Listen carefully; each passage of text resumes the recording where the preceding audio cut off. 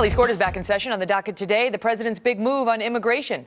On Friday, President Obama announced that his administration will decline to deport some 800,000 young illegal immigrants, known sometime as Dreamers, named for the so-called DREAM Act that would have granted them a path to citizenship, but which Congress rejected.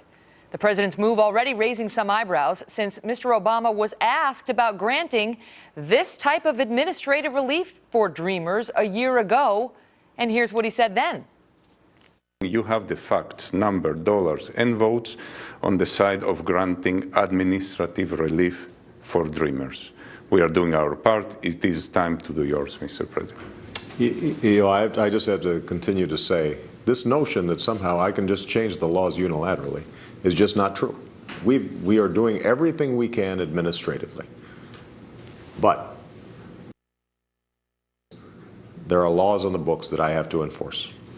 And I think there's been a great disservice done to the cause of getting the DREAM Act passed and getting comprehensive immigration passed by perpetrating the notion that somehow, by myself, I can go and do these things.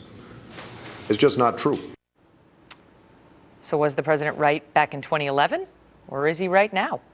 Joining me now, immigration attorney Francisco Hernandez and immigration attorney and president of Federation for American Immigration Reform, Dan Stein. Dan, let me start with you on this. Are the two positions inconsistent, and which one, if so, was right?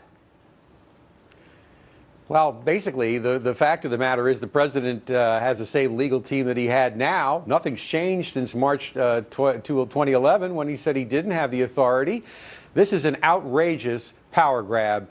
I will defend to my dying day the right of Congress to make the decisions on who gets to come to this country and who does not. The president's responsibility is to faithfully execute the laws of the United States. He does not have the right to completely rewrite the immigration law, give out these kind of benefits. In fact, every time Congress has looked at it since about the mid-1990s, they have tried to tighten up any discretion, made it very clear that there is no discretion or very little discretion. It's very tightly confined in granting extraordinary relief. So what he's done essentially is shown that he can be cowed by a radical wing of his party for political reasons, hijack our immigration policy for partisan electoral reasons against the basic core principle that our Constitution gives to Congress the right to make these decisions. My goodness. Go ahead, Francisco. My goodness, there's a lot of pent-up anger, Mr. Stein. Normally you're quite reasonable in your proposals, but we all know that the president has every right to exercise his executive discretion. It's done all the time, his prosecutorial discretion.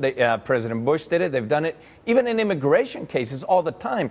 What President Obama was talking about the DREAM Act is that there are a lot of provisions, including the citizenship provision, that he does not clearly have the authority to do in an administrative executive order. You're correct about that, but what he has passed now doesn't have any path to citizenship. It's quite frankly what you were arguing for against the arguing against the DREAM Act, that it was too big, gave too much. All he's doing is on kids. We're talking about kids. They were brought here. They didn't break any law. Keep it on legalities. We did policy on Friday. Today we're talking legalities, and we already talked policy. That's the question, Dan, is whether he has the legal right, because the president and his team argues they have prosecutorial discretion. They have the discretion to defer prosecutions of this group. Megan, the term prosecutorial discretion does not appear anywhere in the immigration law. He does not have that authority. It's not something that you can apply to immigration law. Now, remember, there's no definable... Wait, let him finish. The way the president articulated the legal standard, Megan, there is no definable limit to the executive branch's ability to let in or allow to stay unlimited millions and millions of people here illegally, illegal aliens from all over. He sets an arbitrary line at 30 years old. No. Nothing in the immigration statutes about that. He says, well, you got to get a GED. You know what? Why does he draw the line there? He has no statutory authority to do this. It is a total abrogation. He obviously recognizes his limit, because if it were to him, he would go ahead and grant the residency, the green cards. All he's doing is saying we're not going to prosecute them, and later grant them a visa, and that's clearly legal. We do it all the time for victims of crime. Let me just make this point. Hold on, Dan. Let Francisco finish, and then I'll get to you. We do it all the time. Every president, including President Bush, did it. It's perfectly allowed. We do it all the time for victims of crimes, for cooperating defendants in the drug traffic. We give even green cards to certain Dan, you drug have 15 defendants that are seconds, and I got a hard break. Congress repeatedly rejected the DREAM Act. Therefore, the president's power in this area is at its low ebb. He doesn't have the right to substitute his judgment for Congress's. And they are whenever already he saying, doesn't some in like the Congress are already result. saying they are going to sue over this, so a court will have the final say. Gentlemen, sue, yeah. Thank you both. We'll be right back. Don't go.